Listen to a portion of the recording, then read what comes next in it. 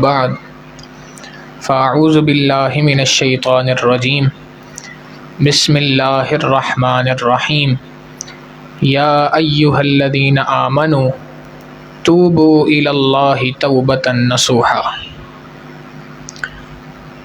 سبحان ربک رب العزۃ عما یصفون وسلام علی المرسلین والحمد للہ رب العالمین۔ اللہم صلی علی سیدنا محمد وعلی آل سیدنا محمد وبارک وسلم۔ اللہم صلی علی سیدنا محمد وعلی آل سیدنا محمد وبارک وسلم۔ اللہم صلی علی سیدنا محمد وعلی آل سیدنا محمد وبارک وسلم۔ اللہ رب العزت کا قرآن کریم کے اندر یہ ارشاد ہے کہ من یعمل سوءا یجز بہ، جو کوئی شخص بھی برائی کرے گا، گناہ کرے گا، یجز بہ، اس کو اس کا بدلہ ملے گا۔ گویا کوئی شخص بھی گناہ کا کام کرتا ہے، گناہ کرتا ہے، اس گناہ کا بدلہ، اس گناہ کے بدلے میں کوئی نہ کوئی برائی اس کو پہنچتی ہے۔ یہ ایک پکی بات ہے کہ گناہ کے اوپر اللہ رب العزت کو اختیار ہے، آخرت میں چاہیں تو بخش دیں اور چاہیں تو اس کے اوپر سزا دیں۔ قرآن کریم میں اصول ارشاد فرما دیا، ان اللہ لا یغفر ان یشرک بہ ویغفر ما دون ذلک لمن یشاء۔ شرک کے علاوہ جو کوئی گناہ ہو، اللہ جس کو چاہے معاف کرنا وہ معاف کر سکتا ہے۔ اللہ رب العزت قیامت کے دن کے مالک ہیں، مالک یوم الدین، قیامت کے دن کے مالک ہیں، جج نہیں ہے، منصف نہیں ہے۔ جو جج اور منصف ہوا کرتا ہے وہ قانون کا پابند ہوتا ہے کہ قانون میں اس بات کی سزا یہ لکھی ہے لہٰذا میں یہ سزا سناتا ہوں، وہ قانون کا پابند ہوتا ہے۔ مالک کبھی بھی پابند نہیں ہوا کرتا، لہٰذا اللہ رب العزت مالک ہے۔ قیامت کے دن جس کے گناہوں کو معاف کرنا چاہیں وہ ذات معاف کر سکتی ہے، اور جس کے گناہوں پر سزا دینا چاہیں وہ سزا دے سکتے ہیں، اس سے پوچھنے والا کوئی نہیں ہے۔ مگر ایک قانون اللہ رب العزت نے بنا دیا کہ آخرت میں کسی گناہ کی سزا دینی ہے یا نہیں دینی، یہ میرا فیصلہ ہے۔ دنیا کے اندر اگر کوئی شخص گناہ کرے گا تو گناہ کی سزا اس کو مل کے رہے گی۔ گویا ہم یوں کہہ سکتے ہیں کہ دنیا کے اندر انسان گناہ کرتا ہے تو اس گناہ کا وبال اس کے اوپر پڑتا ہے، چاہے اس کو آخرت میں سزا ملے یا نہ ملے، دنیا کے اندر اس گناہ پہ وبال ضرور ملے گا۔ اور گناہ کا سب سے بڑا وبال انسان کے اوپر یہ ہوتا ہے کہ گناہ انسان کو بے چین کر دیتا ہے۔ گناہ کرے انسان اور چین کی زندگی گزار رہا ہوں ممکن نہیں ہے۔ آج دنیا کے اندر آپ دیکھیں، سب سے زیادہ نعمت بھری زندگی انسان گزار رہا ہے۔ حقیقت یہ ہے کہ آج کا غریب ترین انسان ہو وہ بھی پچھلے زمانے کے بادشاہوں سے بہتر زندگی گزار رہا ہے۔ پچھلے زمانے کے بادشاہوں کو ہاتھ سے پنکھا جھیلا جاتا تھا، آج غریب سے غریب آدمی کے گھر میں بھی پنکھا لگا ہوتا ہے۔ پچھلے زمانے کے بادشاہوں کے لیے شام میں اور رات میں قندیلیں روشن کرنی پڑتی تھیں، چراغ جلانے پڑتے تھے، آج غریب آدمی کے گھر پہ بھی بجلی کا بلب لگا ہوتا ہے۔ پچھلے زمانے کے بادشاہوں کو بھی ٹھنڈا پانی ایسے میسر نہیں تھا جیسے آج ہر کسی کو میسر ہے۔ واٹر کولر لگے ہیں، فریج موجود ہے، جب دل چاہے جتنا ٹھنڈا پانی میسر حاصل کرنا چاہے حاصل کر سکتا ہے۔ حقیقت یہ ہے کہ آج کا انسان سب سے زیادہ اللہ رب العزت کی نعمتوں کے اندر ہے، مگر اس کے باوجود جتنی انسانیت آج پریشان ہے شاید اتنی پریشان دنیا میں کبھی نہیں تھی۔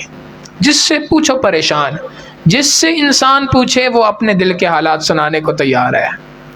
ہر بندہ یہی سمجھ رہا ہے مجھ سے زیادہ پریشانیاں اس وقت پہ دنیا میں کسی کی نہیں۔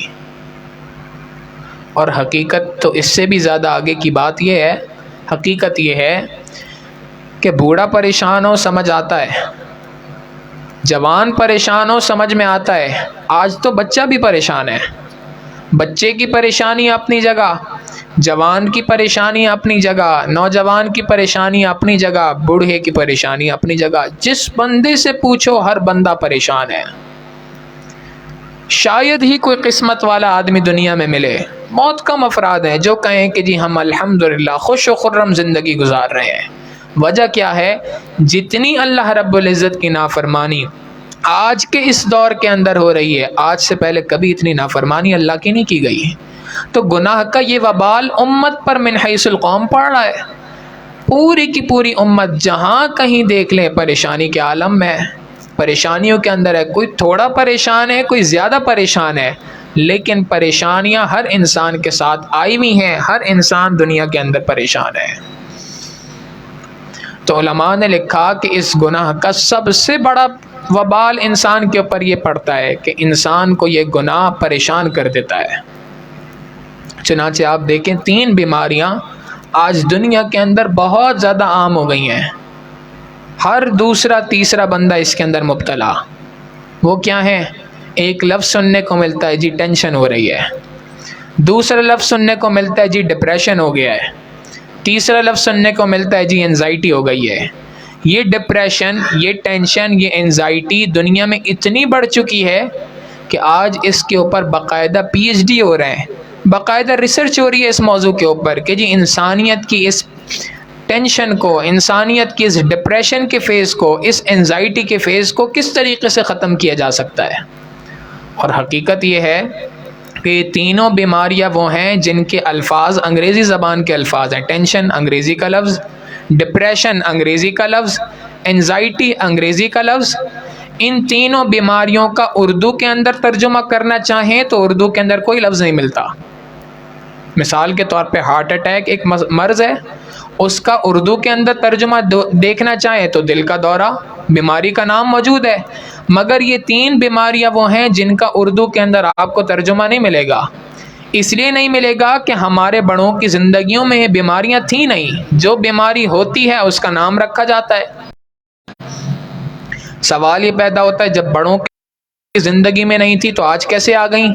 جی ہاں، جن کی زندگیوں کے اندر یہ بیماریاں تھیں، جن کے معاشرے میں بیماریاں تھیں، انہوں نے اپنے معاشرے میں اس زبان میں نام رکھ دیا۔ جب ہم نے ان کے کلچر کو ایڈاپٹ کر لیا، جب ہم نے ان کی زندگیوں کے اندر رنگنا شروع ہو گئے تو پھر وہ بیماریاں وہاں سے ہمارے یہاں بھی منتقل ہو گئی۔ مسلمان ہو اور ٹینشن ہو، مسلمان ہو اور ڈپریشن کے اندر ہو، مسلمان ہو اور اینزائٹی کے اندر ہو، ممکن نہیں ہے۔ آج کی موسٹ ماڈرن سائنٹیفک ریسرچ یہ بات کہتی ہے جی depression can never be managed rather it can be cured. یہ جو ڈپریشن کا مرض ہے یہ ختم نہیں ہو سکتا، ہاں اس کو مینج کیا جا سکتا ہے۔ انسان کسی نہ کسی طریقے سے دوائیاں کھائے، ڈپریشن کی گولیاں کھائے، انزائٹی کی گولیاں کھائے، ان گولیوں کے کھانے سے دماغ کچھ وقت کے لیے پرسکون تو رہ سکتا ہے، مگر یہ ڈپریشن، یہ ٹینشن، یہ انزائٹی جڑ سے خاتمہ ممکن ہو جائے یہ ہو نہیں سکتا۔ اور اس کے مقابلے میں اللہ کا کلام، اللہ کا قرآن 1400 سال پہلے یہ بات بتا چکا ہے کہ جی یہ ایک ایسی بیماری ہے جو تمہارے اوپر اگر آ گئی ہے تو یہ بیماری ختم ہو سکتی ہے۔ کیسے؟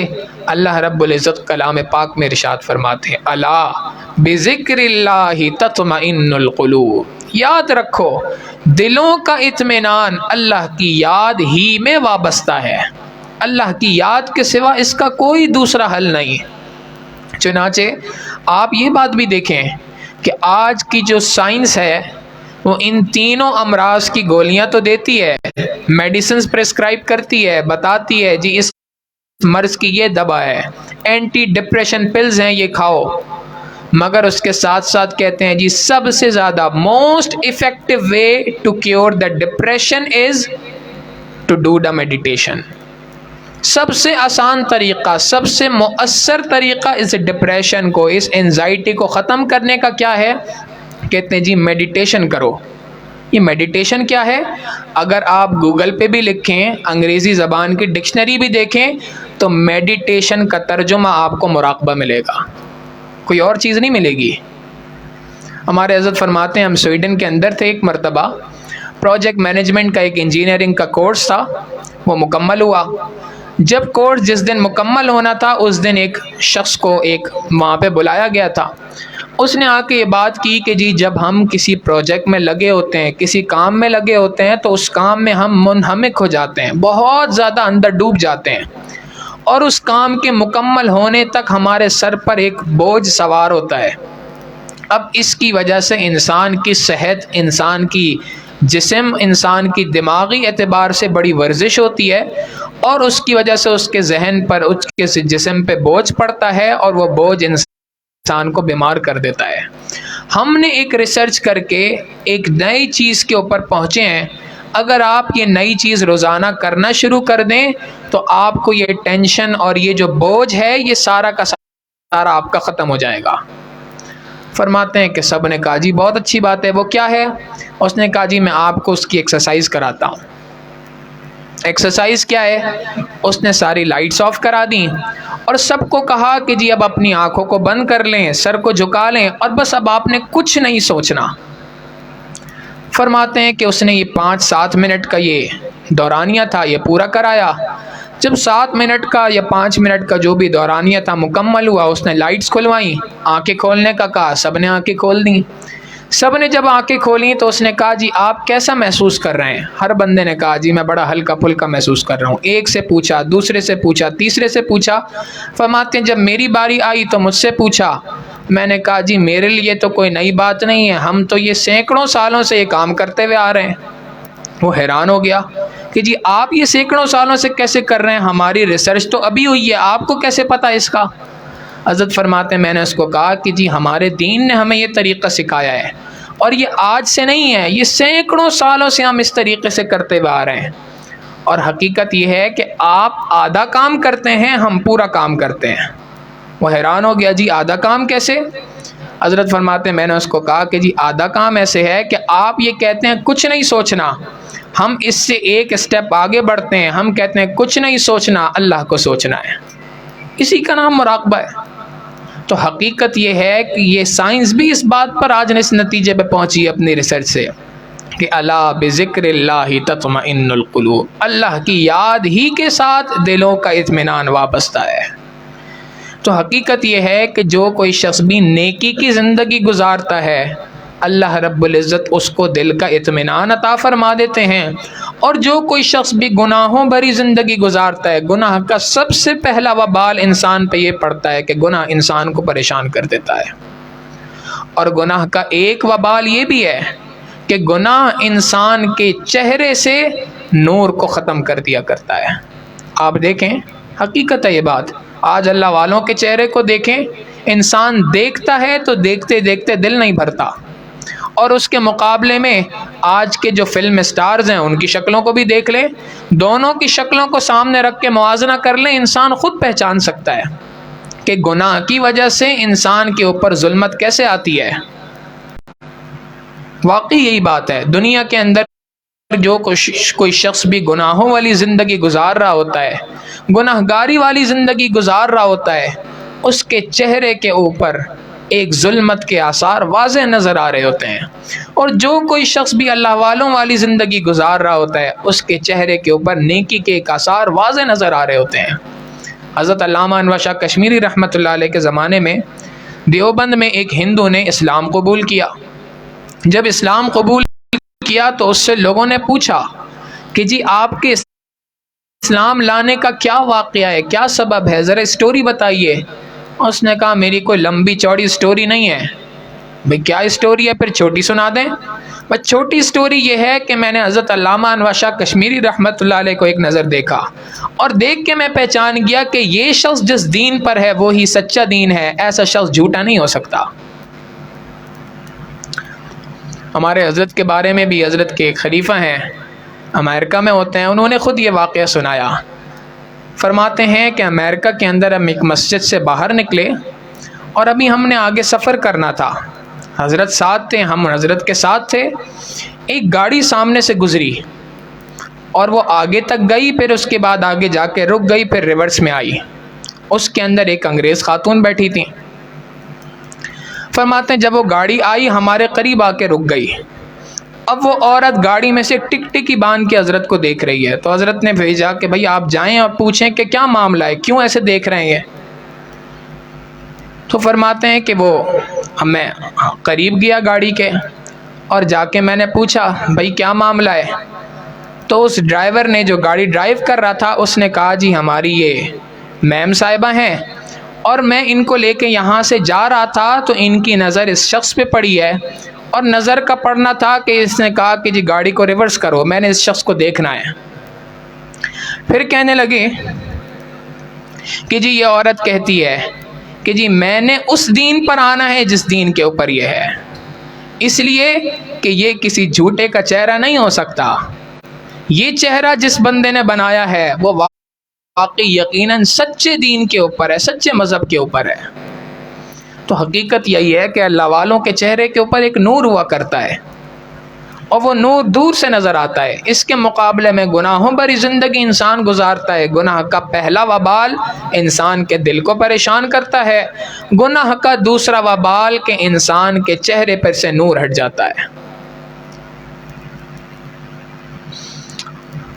ہمارے حضرت ایک واقعہ سناتے ہیں کہ جی نیو یارک کے اندر ہی ایک مرتبہ چند خواتین تھیں، وہ بیعت ہوئیں، ان میں ایک نو مسلم خاتون بھی تھیں، انہوں نے بھی کلمہ پڑھا، بیعت ہوئیں۔ 1 سال کے بعد ہمارا دوبارہ جانا ہوا وہاں، تو پتہ چلا کہ یہ ایک عورت ایسی ہے جو اسلام لے کے آئی تھی، پہلے بڑے لمبے لمبے سجدے کرتی ہے، اس کی نماز اتنی لمبی نماز ہے کہ باقی سب حیران ہوتے ہیں، تسلی کے ساتھ لمبی نماز پڑھتی ہے۔ فرماتے ہیں کہ مجھے دوسروں نے بتائی یہ بات کہ حضرت یہ جب سے اسلام لے کے آئی ہے تو اسلام لانے کے بعد اس کی نماز تو بڑی لمبی ہو گئی ہے۔ فرماتے ہیں جب یہ بات مجھے پتہ چلی تو مجھے بھی بڑا اشتیاق ہوا، پردے میں ملاقات ہوئی تو میں نے ان سے پوچھا کہ جی لوگ بتاتے ہیں کہ ماشاءاللہ خواتین نے بتایا ہے کہ آپ کی نماز کے اندر سجدے بہت لمبے ہوا کرتے ہیں۔ کہنے لگی جی حضرت بات دراصل یہ ہے کہ جب سے میں نے لمبے سجدوں والی نماز پڑھنا شروع کی ہے میرے چہرے پر ایک نور آیا ہے، اس نور کے آنے کے بعد سے میرا بیوٹی پارلر کا خرچہ ختم ہو گیا ہے۔ حضرت فرماتے ہیں میں نے ان کو کہا کہ جی اگر آپ نے یہ مشورہ ساری عورتوں کو دے دیا، سب کو اپنا یہ بتا دیا تو دنیا سے شاید بیوٹی پارلر بند نہ ہو جائیں۔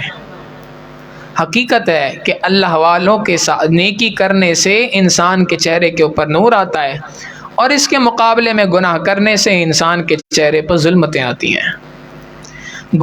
گناہ کے کرنے کا ایک اور وبال ہے، اور وہ وبال یہ ہے کہ انسان کی صحت کے اندر کمی آ جاتی ہے، بے برکتی ہو جاتی ہے، صحت میں بے برکتی۔ چنانچہ آپ دیکھیں آج کے اس زمانے میں چونکہ سب سے زیادہ اللہ کی نافرمانی کی جا رہی ہے، لہٰذا آج کے اس زمانے میں سب سے زیادہ افراد بیمار ہو رہے ہیں۔ اتنی بیماریاں پہلے نہیں تھیں، اور ہر دن دیکھیں تو نئی نئی بیماریوں کا نام سننے میں آتا ہے۔ ایک کرونا وائرس، اس کا نام ہمارے آباء و اجداد میں چلے جائیں تو کسی نے نہیں سنا تھا۔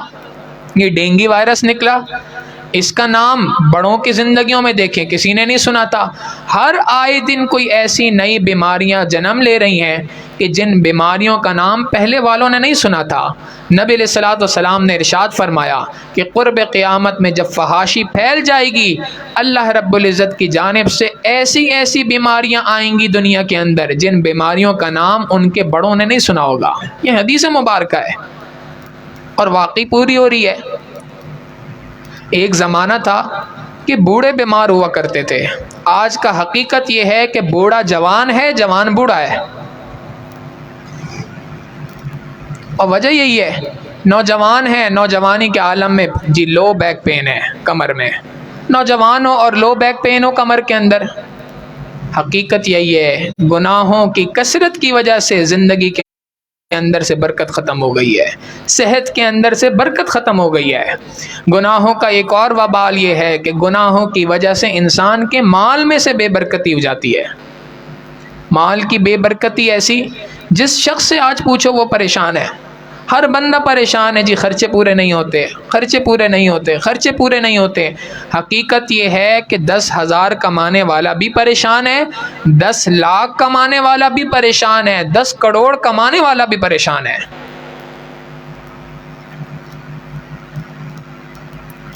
آپ حیران ہوں گے جی 10 کروڑ کمانے والا کیسے پریشان ہے؟ واقعتاً پریشان ہے۔ ایسے افراد بھی ہیں جو 10 کروڑ سے زیادہ کماتے ہیں اور ان سے زیادہ کمانے کے باوجود ان کی پریشانی کا یہ عاجز خود گواہ ہے، اپنی پریشانیاں سامنے پیش کرتے ہیں تو حیرانی ہوتی ہے کہ یہ بندہ تو اتنا کماتا ہے۔ وجہ کیا ہے؟ وجہ یہ ہے کہ انسان کم پیسوں کے ذریعے سے بیڈ تو خرید سکتا ہے، نیند نہیں خرید سکتا۔ پیسوں کے ذریعے سے انسان دوائیاں تو خرید سکتا ہے، صحت کو نہیں خرید سکتا۔ پیسوں کے ذریعے سے انسان غذا تو خرید سکتا ہے، لیکن پیسوں کے ذریعے سے صحت نہیں خرید سکتا۔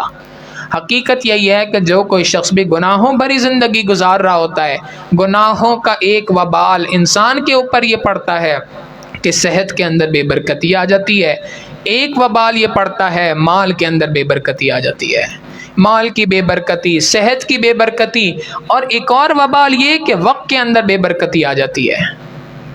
چنانچہ آپ دیکھیں آج ہر بندے کی پریشانی ہے، وقت پتہ ہی نہیں چلتا کیسے شروع ہوا کیسے ختم ہوا۔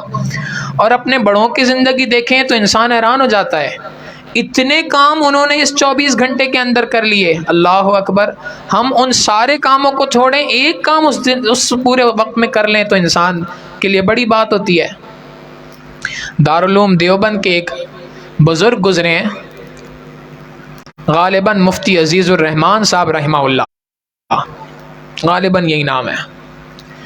ان کے انتقال کے بعد انہوں نے جو کتابیں تصنیف کی، جو کتابیں لکھی ہیں، ان کتابوں کے صفحات کو ٹوٹل کیا گیا اور ان کی زندگی پر تقسیم کیا گیا کہ اگر ان کی زندگی کے سالوں پر ان کی کتابوں کو ڈیوائیڈ کر دیا جائے تو تقریباً حساب یہ بنتا تھا کہ اس بندے نے روزانہ 40 صفحے لکھے ہیں۔ آپ سوچیں، انسان 40 صفحے روزانہ پڑھ نہیں سکتا۔ آج کے کسی طالب علم کو کہہ دو جی 40 صفحے روزانہ پڑھنے ہیں، ہمارے ایک استاد محترم ہیں وہ بھی بات ارشاد فرماتے ہیں کہ آج کے زمانے میں طلباء کو مطالعہ کرنے سے قے آتی ہے۔ واقعی بات یہی ہے، مطالعہ نہیں کیا جاتا۔ جس کسی کو کہہ دو کہ جی 40 صفحے روزانہ پڑھ لو تو 40 صفحے پڑھنا عذاب ہے۔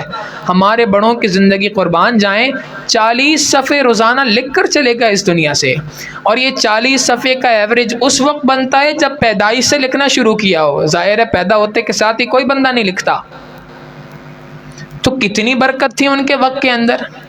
حضرت اقدس تھانوی رحمۃ اللہ علیہ کی زندگی کو دیکھ لیں، 2000 سے زائد کتابیں لکھ کے چلے گئے دنیا سے، اور صرف تصنیف نہیں کی، تصنیف اپنی جگہ ہے، تدریس اپنی جگہ ہے، تصوف و سلوک کے راستے میں جو کام کیا وہ اپنی جگہ ہے، شیخ طریقت بھی ہیں، بیانات بھی کر رہے ہیں، سارے کام ہیں، خطوط کے جوابات بھی دے رہے ہیں ساتھ ساتھ۔ ان تمام کاموں کے ساتھ جو تصنیف کی گئی کتابیں ہیں 2000 سے زائد ہیں۔ یہ سب کیوں تھا؟ نیکی کی وجہ سے اللہ رب العزت وقت میں برکت عطا فرماتے ہیں۔ گناہوں کے وبال میں سے ایک وبال یہ ہے کہ گناہوں کی وجہ سے انسان کی وقت میں بے برکتی آتی ہے۔ تو گناہوں کے مختلف وبال ہیں۔ سب سے پہلا وبال کہ انسان کا گناہ جو ہے وہ انسان کے دل کو بے چین کر دیتا ہے۔ گناہوں کا دوسرا وبال انسان کے چہرے سے رونق چھین لی جاتی ہے۔ گناہوں کا تیسرا وبال انسان کی صحت میں بے برکتی۔ گناہوں کا چوتھا وبال انسان کے مال میں بے برکتی۔ گناہوں کا پانچواں وبال انسان کے وقت میں بے برکتی۔ یہ سارے کے سارے دنیاوی نقصانات ہیں۔ اور گناہ کا چھٹا نقصان کہ ایسے شخص سے دنیا کے افراد جو ہیں وہ نفرت کرنے لگ جاتے ہیں۔ حدیث مبارکہ اس کی دلیل ہے۔ نبی علیہ الصلوۃ والسلام نے ارشاد فرمایا، جو کوئی شخص بھی اللہ رب العزت کے دین کے اندر لگتا ہے، اللہ رب العزت کی اطاعت و فرما برداری کے اندر لگتا ہے، اللہ رب العزت ایک فرشتے سے فرماتے ہیں اعلان کر دو فرشتوں کے درمیان کہ یہ فلاں بندہ مجھ سے محبت کرتا ہے، میں اس سے محبت کرتا ہوں، فرشتوں تم بھی اس سے محبت کرنے لگ جاؤ۔ لہٰذا آسمان کی تمام مخلوق، تمام فرشتے اس بندے سے محبت کرنے لگ جاتے ہیں۔ پھر اللہ رب العزت اس فرشتے سے فرماتے ہیں دنیا کے اندر اعلان کر دو کہ فلاں آدمی اللہ رب العزت سے محبت کرتا ہے، اللہ اس سے محبت فرماتے ہیں، لہٰذا اے دنیا کی تمام مخلوقات تم سب کے سب اس سے محبت کرو۔ لہٰذا آپ دیکھیں دنیا کے اندر جنہوں نے اللہ کی اطاعت و فرما برداری والی زندگی گزاری ہے، ہر مخلوق ان کے تابع تھی۔ انسان تو انسان ہے، چرند پرند ان کے تابع تھے۔ ایک صحابی کے بارے میں آتا ہے، ایک مرتبہ جنگل کے اندر کھو گئے، جنگل بیابان تھا اور اس کے اندر کھو گئے، راستہ نہیں مل رہا تھا۔ اب اسی عالم کے اندر اچانک سے سامنے سے شیر آ گیا۔ اس شیر کو دیکھا تو عام آدمی تو سمجھتا ہے جی میری جان اب گئی، شیر آ گیا سامنے سے، مگر چونکہ اللہ کی اطاعت و فرما برداری والی زندگی گزارتے تھے، انہوں نے اس شیر کو دیکھا اور شیر ان کو دیکھ کے غرایا۔ انہوں نے فوراً آگے سے کہا کہ میں اللہ کے محبوب صلی اللہ علیہ وسلم کا صحابی ہوں، میں اپنا راستہ بھول چکا ہوں، مجھے میرا راستہ بتاؤ۔ چنانچہ دنیا میں دیکھنے والوں نے دیکھا کہ وہ صحابی جو کل تک غائب تھے جنگل میں شیر کے اوپر سواری کر کے واپس آ رہے ہیں، شیر نے ان کو راستہ دکھلایا۔ حضرت سعد ابن وقاص رضی اللہ تعالیٰ عنہ جنگ قادسیہ کے اندر اپنے لشکر کے ساتھ چل رہے تھے، اچانک سے دیکھا کہ دشمن نے سمندر کے کنارے ان کو پیچھا کر رہے تھے، دشمن آگے آگے تھا، دشمن نے آگے سمندر کے اندر پہلے سے پلاننگ کر رکھی تھی، کشتیاں تیار تھیں، وہ کشتیوں میں بیٹھے اور رفو چکر ہو گئے۔ اب جب صحابہ وہاں پہ پہنچے ہیں تو دیکھا کہ جی جتنے بھی دشمن ہے وہ تو کشتیوں میں جا چکا ہے، ہمارے پاس کوئی کشتی نہیں ہے۔ حضرت سعد رضی اللہ تعالیٰ عنہ نے فرمایا اللہ کا نام لو، اور اللہ کا نام لے کے اپنے گھوڑوں کو سمندر کے اندر اتار دیا، اور گھوڑوں نے سمندر پورا کا پورا کراس کر لیا، دریا کراس کر لیا۔ دریا کراس کر کے دوسری جانب پہنچے تو حضرت سعد رضی اللہ تعالیٰ عنہ نے اپنے لشکر سے پوچھا کسی کی کوئی چیز دریا میں تو نہیں رہ گئی؟ ایک شخص نے عرض کیا امیر المؤمنین میرا ایک لکڑی کا پیالہ ہے جو دریا کے اندر گر گیا ہے، وہ تو پتہ نہیں کہاں بہہ گیا ہوگا۔ امیر المؤمنین نے اسی وقت پہ دریا کے پاس کھڑے ہو کے کہا کہ اے دریا، میرے ایک ساتھی کا پیالہ تیرے اندر موجود ہے، اس پیالے کو واپس کر دے۔ کتابوں میں لکھا ہے کہ اسی وقت پہ ایک لہر آئی اور دریا کے اوپر سے جو پیالہ تھا وہ تیرتا ہوا کنارے تک آ گیا۔ جن افراد نے اللہ کی بندگی والی زندگی گزاری، اللہ رب العزت نے دنیا کی مخلوقات کو ان کا مطیع و فرما بردار کر دیا۔ دنیا والے تو پھر دنیا والے، انسان تو انسان ہے۔ آپ دیکھیں آج دنیا کے اندر اللہ والوں کے زیارت کرنے کے لیے ہر بندہ ترستا ہے۔ بزرگ اللہ والے کہیں پر تشریف لے آئیں، ایک جمع غفیر ہوتا ہے، ہر بندہ چاہتا ہے میں مصافحہ کر لوں، ہر بندہ چاہتا ہے میں زیارت کر لوں، ہر بندہ چاہتا ہے میں ملاقات کر لوں، ہر بندہ چاہتا ہے میں ان کی جوتیاں سیدھی کر دوں، ہر بندہ چاہتا ہے میں ان کی خدمت کر لوں۔ بھئی کس نے ان کی خدمت کا کہا ہے؟ کوئی ٹکٹ لگا ہوا ہے، کوئی پیسے مل رہے ہیں خدمت کرنے پر؟ نہیں، اپنے لیے باعث سعادت سمجھتے ہیں۔ کیوں؟ حقیقت یہ ہے کہ انہوں نے اللہ کی فرما برداری کی، اللہ نے مخلوق کے دلوں میں ان کی محبت اتار دی۔ ہارون رشید کے زمانے کا واقعہ ہے، اپنی بالکونی میں کھڑا ہوا تھا اور نیچے جھانک رہا تھا تو اس نے دیکھا امام ابو یوسف رحمۃ اللہ علیہ مسجد کے اندر تشریف لا رہے ہیں۔ اب ان کے پیچھے ان کے شاگرد ہیں، طلباء ہیں جو ان کے پیچھے پیچھے آ رہے ہیں۔ امام ابو یوسف رحمۃ اللہ علیہ مسجد کے پاس پہنچے، اپنے جوتے اتارے، مسجد میں قدم رکھا، اب سارے طلباء جوتوں پہ جھپٹ پڑے۔ اب جب یہ سارے جھپٹے ہیں تو ایک کے ہاتھ میں ایک جوتا آیا، دوسرے کے ہاتھ میں دوسرا جوتا آ گیا۔ کافی دیر تک ایک دوسرے کو دیکھتے رہے، پھر ایک تیسرے نے رومال بچھایا، دونوں جوتے اس میں رکھے گئے۔ طلباء نے میں سے اکثر نے کسی نے ایک کونا پکڑا، کسی نے دوسرا کونا پکڑا، امام ابو یوسف کے جوتے اٹھا کے اس طریقے سے مسجد کے اندر رکھے۔ ہارون رشید نے ٹھنڈی آ بھری، بیوی نے پوچھا کیا ہوا؟ کہنے لگا کہ جی دنیا کے اندر لوگ ہمیں بادشاہ کہتے ہیں، حقیقت یہ ہے دلوں پہ بادشاہت کرنے والے تو یہ افراد ہیں، اور اس کے مقابلے میں جو کوئی شخص بھی اللہ کی نافرمانی والی زندگی گزارتا ہے، گناہوں میں زندگی گزار رہا ہوتا ہے، گناہ کا وبال یہ پڑتا ہے کہ اللہ رب العزت مخلوق کو اس کا نافرمان بنا دیتے ہیں۔ مجاہد ابن عاص رحمۃ اللہ علیہ ارشاد فرمایا کرتے تھے کہ جس دن میں نے کوئی اللہ کی نافرمانی کی، اس دن میری بیوی نے، میری اولاد نے، حتیٰ کہ میرے ماتحتوں نے، حتیٰ کہ میری سواری کے جانور نے، کسی ایک نہ ایک نے میری نافرمانی اس دن ضرور کی۔ میں نے پروردگار کی نافرمانی کی، اللہ نے اپنے میرے ماتحتوں میں سے کسی نہ کسی کو میرا نافرمان بنا دیا۔ آج جو شکایت کر رہے ہوتے ہیں جی اولاد نافرمان ہے، بیوی بات نہیں سنتی ہے، حقیقت یہ ہے کہ ہم اللہ رب العزت کے فرما بردار بن جائیں، ہم اللہ رب العزت کے مطیع و فرما بردار بن جائیں، گناہوں کو چھوڑ دیں، تو دیکھیں مخلوق کیسے دنیا کے اندر ہماری مطیع و فرما بردار ہوتی ہے۔ اللہ رب العزت دلوں کے اندر محبت کو پیدا کرنے والے ہیں۔ یاد رکھیے گا، دنیا کے اندر دو اینٹوں کو جوڑنے کے لیے سیمنٹ استعمال کی جاتی ہے، لوہے کے دو ٹکڑوں کو جوڑنے کے لیے ویلڈنگ استعمال کی جاتی ہے، لکڑی کے دو ٹکڑوں کو جوڑنے کے لیے بانڈ استعمال کیا جاتا ہے۔ بالکل اسی طریقے سے دو دلوں کو جوڑنے والی چیز نیکی اور تقوی ہے۔ دو دل جڑتے ہی اس وقت پہ ہیں جب ان کے درمیان نیکی ہو، جب ان کے درمیان تقوی ہو۔ یہ گھروں کے جھگڑے جتنے بھی ہیں، یہ سارے کے سارے اس بنیاد پہ ہیں کہ نیکی کی زندگی نہیں گزر رہی، گناہوں بری زندگی گزر رہی ہے تو گھروں کے جھگڑے ہیں۔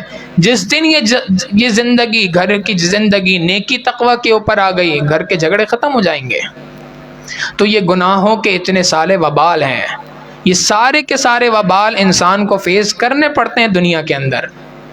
لہٰذا آسان بات یہ ہے کہ انسان اللہ سے توبہ کرے، معافی مانگے، اللہ کے دربار میں توبہ کرے۔ اللہ رب العزت قرآن کریم میں ارشاد فرماتے ہیں، یا ایھا الذین آمنوا توبوا الی اللہ توبۃ نصوحا، اے ایمان والوں اللہ کے دربار میں پکی سچی توبہ کرو۔ علماء نے لکھا توبۃ النصوحا کی چند شرائط ہیں، یہ جو پکی سچی توبہ ہے اس کی چند شرائط ہیں۔ سب سے پہلی شرط یہ ہے کہ انسان فی الفور تمام کے تمام گناہوں کو چھوڑ دے، نیت تو کرے کہ میں پچھلے تمام گناہوں کو چھوڑ رہا ہوں۔ شیطان یہاں پہ دھوکہ یہ دیتا ہے کہ جی میں یہ گناہ چھوڑ دوں گا، یہ گناہ چھوڑ دوں گا، یہ گناہ چھوڑ دوں گا، لیکن یہ گناہ چھوڑنا تو میرے بس میں ہے ہی نہیں، میں تو اس گناہ کو چھوڑ نہیں سکتا، لہٰذا میری توبہ کا کیا فائدہ؟ نہیں، توبہ کا فائدہ اس بندے کی بھی ہے۔ اللہ سے دعا کرے، یا اللہ فلاں گناہ فلاں گناہ فلاں گناہ تو میں چھوڑ سکتا ہوں، مگر فلاں گناہ چھوڑنا میرے بس میں نہیں ہے۔ اے میرے مالک، آپ میرے بس میں گناہوں کا چھوڑنا نہیں، آپ کے بس میں گناہوں سے بچانا تو ہے۔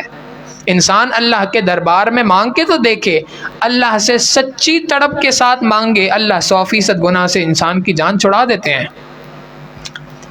کراچی کے ایک تاجر نے اپنا واقعہ کسی اللہ والے کو سنایا۔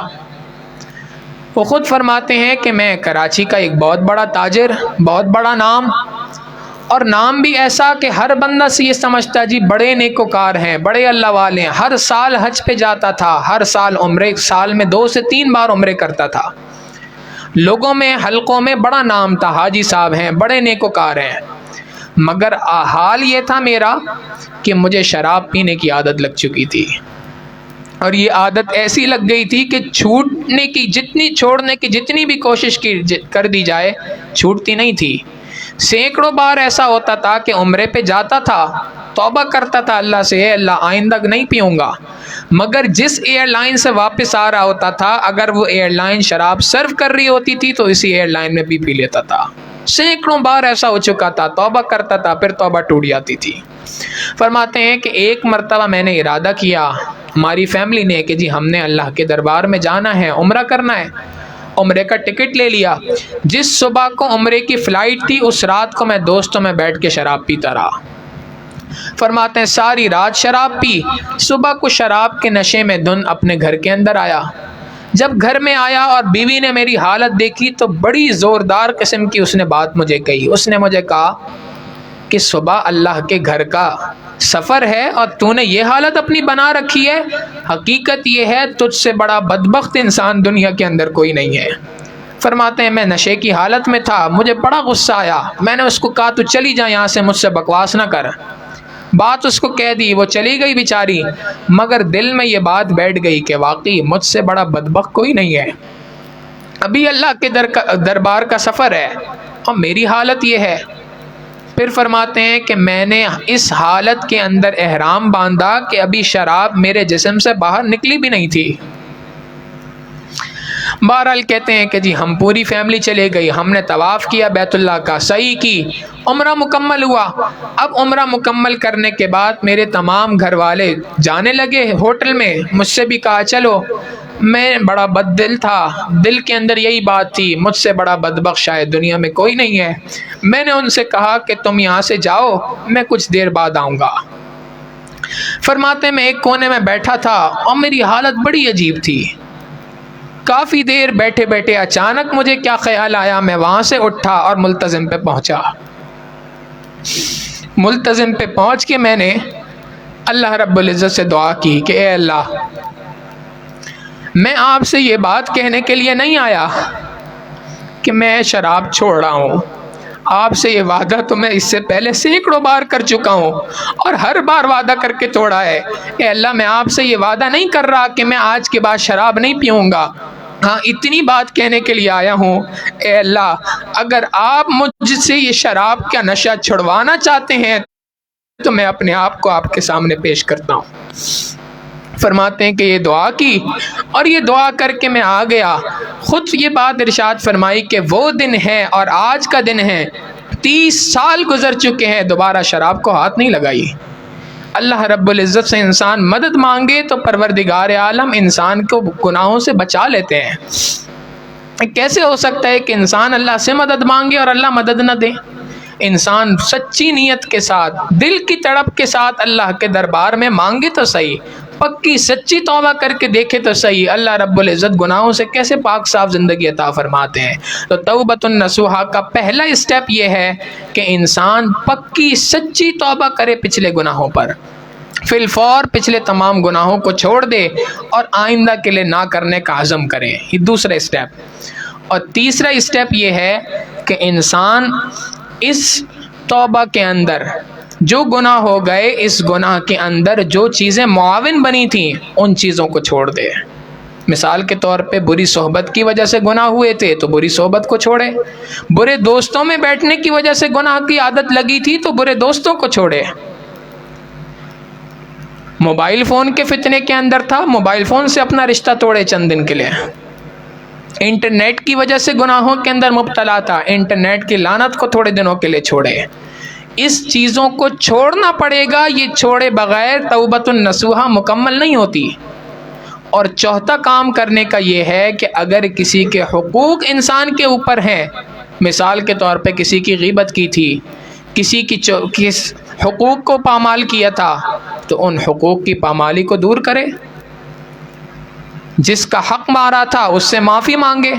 علماء نے لکھا معافی مانگنے کا طریقہ یہ نہیں کہ انسان جائے کہے جی میں نے فلاں وقت پہ آپ کی غیبت کی تھی مجھے معاف کر دیں، وہ کہے گا اچھا تم نے فلاں وقت پہ میری غیبت کی تھی، وہ تو اور الٹا ناراض ہوگا۔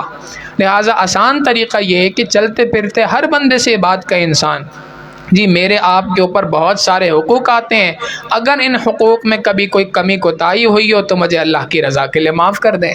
یہ چھوٹا سا جملہ ہے، تمام کے تمام حقوق انسان کے دوسرے کے معاف ہو جاتے ہیں۔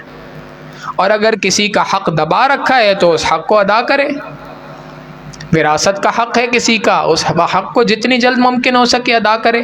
تو توبۃ النصوحہ کے 4 مراحل ہیں، فی الفور پچھلے گناہوں پہ توبہ کرے، آئندہ کے لیے گناہوں سے پاک صاف زندگی گزارنے کا عزم کرے، نیت کرے، اور اس کے ساتھ ساتھ جو سبب ہیں اس گناہ کے ان کو چھوڑ دے، چوتھا کام بری صحبت کو چھوڑ دے، اور پانچواں کام فی الفور ان کاموں کو چھوڑ دے، اور پانچواں کام یہ ہے کہ اس کے ساتھ ساتھ جو حقوق اگر کسی کے ہیں تو ان حقوق کو معاف کرائے۔ یہ 5 کام اگر انسان کرے تو اس کو توبۃ النصوحہ کہتے ہیں، پکی سچی توبہ۔ اور یاد رکھیے گا یہ توبہ کا کرنا بہت آسان ہے اللہ کے دربار میں، فقط 2 آنسو انسان اپنی آنکھوں سے بہا لے، توبۃ النصیحہ ہو جاتی ہے۔ نبی علیہ الصلوۃ والسلام نے ارشاد فرمایا من بکا من خشیت اللہ حرم اللہ علیہ النار، جو کوئی شخص بھی اللہ کے خوف سے، اللہ کی خشیت سے، گناہوں کے کرنے کی وجہ سے رویا، اللہ رب العزت اس بندے کے لیے جہنم کی آگ کو حرام فرما دیتے ہیں۔ لہٰذا اپنی آنکھوں سے آنسوں کو نکالیں، اللہ کے دربار میں معافی مانگیں، حقیقت یہ ہے کہ اب جو ایک بڑی رات آنے والی ہے 15 شعبان کی رات، یہ حقیقتاً گناہوں سے معافی کی رات ہے۔ نبی علیہ الصلوۃ والسلام نے ارشاد فرمایا کہ اللہ رب العزت اس ایک رات میں اتنے افراد کی مغفرت فرماتے ہیں جتنے بنی کلب قبیلے کی بکریاں ہیں۔ یہ بنو کلب ایک قبیلہ تھا نبی علیہ السلام کے زمانے کا۔ اس قبیلے کے اندر اتنی بکریاں تھیں کہ 2 پہاڑوں کے درمیان میں جو ایک وادی ہوا کرتی تھی وہ پوری وادی بکریوں سے بھر جاتی تھی، اتنی بکریاں تھیں۔ نبی علیہ الصلوۃ والسلام نے ارشاد فرمایا کہ جتنے قبیلہ بنو کلب کی بکریوں کے بال ہیں، ان بالوں کے برابر اللہ رب العزت انسانوں کی مغفرت فرما دیتے ہیں۔ ایک بکری کے جسم پہ کتنے بال ہوتے ہیں؟ ہمارے حضرت سے ایک ساتھی بیعت تھے اور وہ حضرت فرماتے ہیں جی فارغ البال تھے، ان کے بال نہیں تھے سر پر، تو بال سر پہ نہیں تھے۔ ایک دن فرماتے ہیں کہ آئے تو ان کے سر پر ایک بالوں کی لٹ لگی ہوئی تھی، سامنے تھوڑے سے بال تھے۔ فرماتے ہیں میں نے ان سے پوچھا جی آپ کے سر پہ بال کیسے آ گئے؟ تو کہنے لگے کہ حضرت یہ میں نے ٹرانسپلانٹ کروایا ہے، ہیئر ٹرانسپلانٹ کروایا ہے، یعنی قدرتی مصنوعی طور پہ جو بال اگوائے جاتے ہیں میں نے وہ بال اگوائے ہیں۔ تو حضرت فرماتے ہیں میں نے ان سے کہا کہ بھائی اگر بال اگوانے ہی تھے تو پورے سر پہ اگواتے، یہ ایک لٹ کیوں لگوائی ہے صرف؟ وہ کہنے لگے حضرت اس کی کاسٹ یہ ہے کہ یہ ایک بال $1 کا ہے اور میں نے 10,000 بال لگوائے ہیں تو $10,000 ادا کیے ہیں۔ حضرت فرماتے ہیں میں نے کہا کہ جی اتنی سی لٹ جو آپ کے سر پر ہے یہ 10,000 بال ہیں؟ کہنے لگے جی حضرت یہ 10,000 بال ہیں۔ فرماتے ہیں میں نے اس سے پوچھا جی اچھا پورے سر پر کتنے بال ہوتے ہیں؟ اس نے کہا حضرت یہ تو اربوں کی تعداد میں ہوتے ہیں۔ تو حضرت یہ بات ارشاد فرماتے ہیں کہ اگر ایک انسان کے سر پر اربوں کی تعداد میں بال ہیں تو ایک بکری کے پورے جسم پہ کتنے خربوں کی تعداد میں بال ہوں گے؟ اور نبی علیہ السلام فرما رہے ہیں قبیلہ بنو کلب کی بکریوں کے بالوں کے برابر افراد کی اللہ رب العزت مغفرت فرما رہے ہیں۔ حقیقت یہ ہے کہ جو کوئی شخص بھی اس رات میں اللہ سے مغفرت مانگتا ہے اللہ اس کی مغفرت فرماتے ہیں۔ لہٰذا اس کی مغفرت مانگنے کا طریقہ یہی ہے کہ اس رات کے آنے سے پہلے اللہ سے معافی مانگی جائے، اپنے آپ کو تیار کیا جائے، گناہوں سے پاک صاف کر لیا جائے کہ اے اللہ یہ رات آ رہی ہے، اس رات سے پہلے میں آپ سے اپنے گناہوں پر پکی سچی توبہ کرتا ہوں، اے اللہ آئندہ نیکوکاری کی زندگی گزارنے کا ارادہ کرتا ہوں۔ پھر حدیث مبارکہ سے ثابت ہے نبی علیہ السلام نے ارشاد فرمایا کہ اللہ رب العزت اس رات کے اندر انسان کے اگلے پورے سال کی رزق کی تقسیم فرماتے ہیں، کس بندے کو کتنا رزق ملنا ہے، کس کی موت آنی ہے، کس کو بیماری ملنی ہے، کس کو صحت ملنی ہے، کس کے کیا رزق کے اعتبار سے احوال ہیں، سارے کے سارے احوال اللہ رب العزت اس رات کے اندر فیصلہ فرماتے ہیں۔ لہٰذا یہ فیصلوں کی رات ہے، گناہوں سے معافی کی رات ہے۔ اس رات کی تیاری پہلے سے انسان کرے، آج سے اپنے آپ کو 100% گناہوں سے بچانے کی کوشش کریں، اللہ کے دربار میں معافی مانگیں، آنسو بہائیں اور اللہ رب العزت سے دعا کریں اے اللہ اس رات کی بھی ہمیں قدردانی کی توفیق عطا فرما اور آئندہ آنے والے رمضان المبارک کی بھی خیر اور برکتوں کو ہمیں صحیح طور پہ سمیٹنے کی توفیق عطا فرما۔ وآخر دعوانا ان الحمد للہ رب العالمین۔